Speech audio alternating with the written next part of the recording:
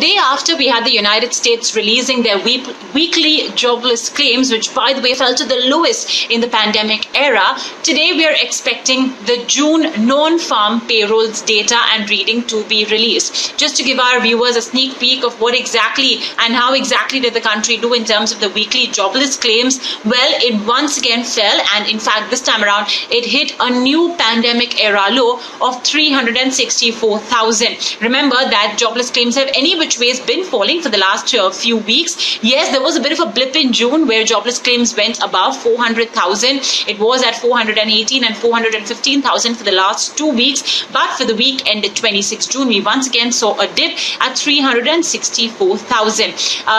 The last time we saw this number was back on 14th March 2020. So clearly the pre-pandemic era. This is also much lower than what analysts were in the market was expecting, which was a number at around 400,000.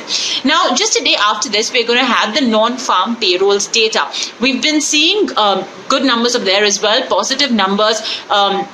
Every month, we've been seeing hiring activity increase. But what's concerning over here is that the activity has been dipping comparatively. So just to give you an example, in a sneak preview on Wednesday, we had the monthly ADP report on the non-farm private sector hiring, which showed an increase of 692,000 jobs in June. Now, yes, it was a positive addition, but what's noteworthy is that the pace of this job addition has been declining. So in May, the increase in the non-farm private sector hiring was actually at 886,000. So clearly you can see that the quantum of jobs added in the non-farm private sector has been a little lower. In fact, quite low if we are to go by the monthly ADP report.